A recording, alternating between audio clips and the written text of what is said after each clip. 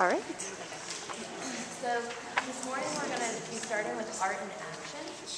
You all have probably or hopefully heard about our Art in Action program, but if you haven't, it's not really an artist in residency program. We used to have one of those, and what happened was the education department decided that they wanted there to be more of a focus on participation with visitors, and so unlike a traditional residency where it's really about the artist going somewhere to produce their work, be inspired by that place, our Art in Action program is about engaging with the visitors and helping them understand the art-making process or processes, whatever it is that that artist works in, whether it's talking about the medium or sketching techniques. We also try to match artists with exhibits that are happening, or make sure that that artist feels comfortable or is inspired by our exhibits, so that there's that connection with our collection or the traveling exhibit. So what you have in front of you is the bios and a little bit about each of our artists this summer. And I'm pretty excited because one of the connections we hoped to make was with our conservation gallery. And as you might know, the artists at Trio Fine Art, just right down the street, were part of the View 22 project with the Jackson Hole Land Trust. And with that project, artists would go out and they would paint areas that are in an easement or that have been conserved or preserved by some partnership with Land Trust. And we have a great example, this butte behind us. A large portion of it is part of an easement with the Jackson Hole Land Trust, or that they helped with. So 3 of those trio artists, all 3 of them, Jen Hoffman, Catherine Turner, and Bill Sawchuk, are going to be our artists this summer. So the starting date, just to let you know, is June 30th. And on that day, both Jen and Bill will be here as artists. And they're going to be kind of focusing on the View 22 concept. Someone from the Land Trust will be here sharing information about that program and the importance of land conservation. And that will be up on the sculpture trail. So artists get to choose whether they want to be stationed in here, on the trail, or both.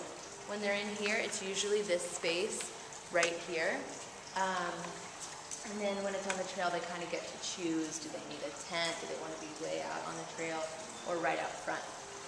So this just essentially lists the dates and the bios of the people that are joining us. In addition to those trio artists, we have Amber Jean, who works actually pieces in this scale usually, really large. She works in wood, she carves it, and does huge reliquaries, and she has started doing mini reliquaries.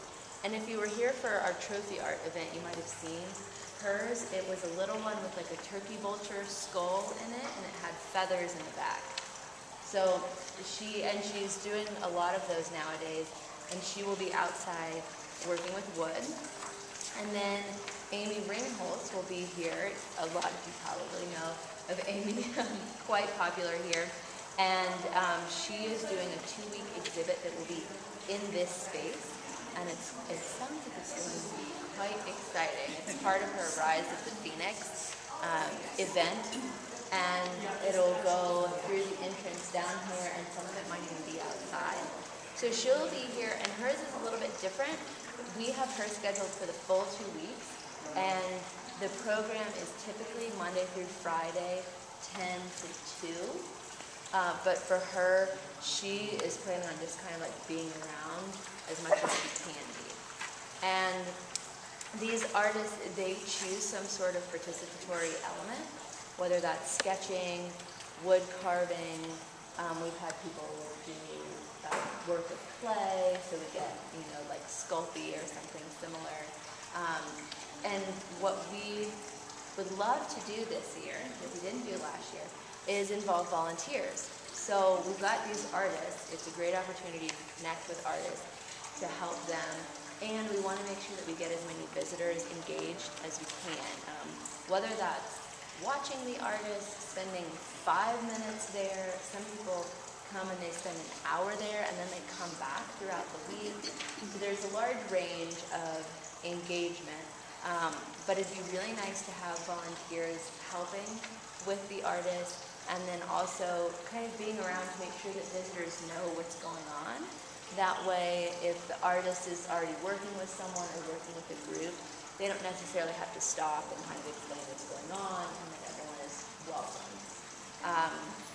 So please take a look and read about the various artists, and if you have questions, let me know, and if you're interested in helping with the Art in Action program, we will be doing a call for volunteers for that. And we're hoping, that for folks that really enjoy working with artists or that like the different art making processes, that this will be a really good volunteer opportunity.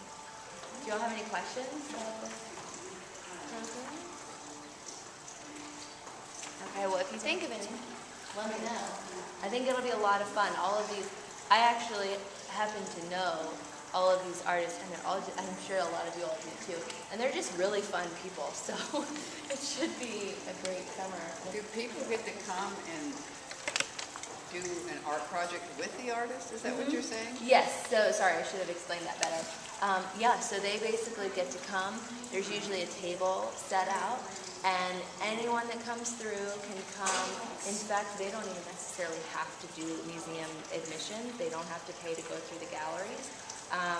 They can just sit down and they can learn from the artist and make an art project, and then ideally they'll have something that they take away with them as well, or they can leave it here if they aren't interested. So when you say helping the artist, what does that mean? So that could be helping them set up. If they run out of supplies, it could be going back to the classroom and getting more. We provide them with a lunch, but that lunch is during their tended to period, so it might be, helping them order their lunch and getting it to them. If they decide that they want to move part of their things out on a trail, it could be do that. Kind of just being there for them. Sometimes, I don't know that it will be necessary this year, but sometimes we have like a bucket of water. Like for the printmaking, we had a bucket of water, and that needed to be kind of dumped in.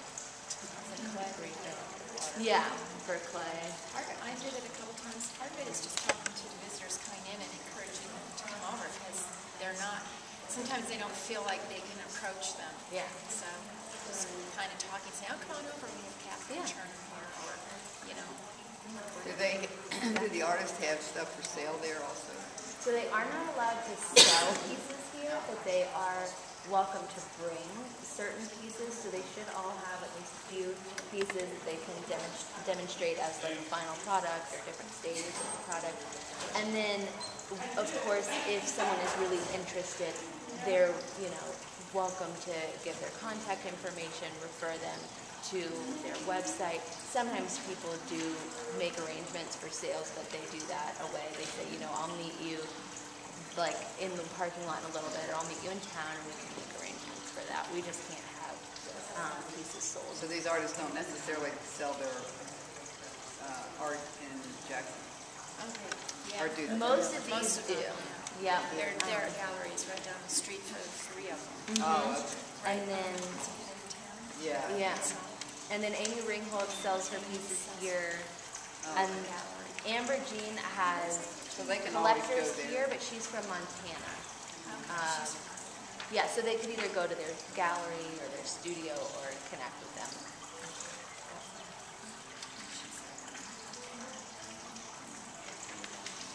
All right.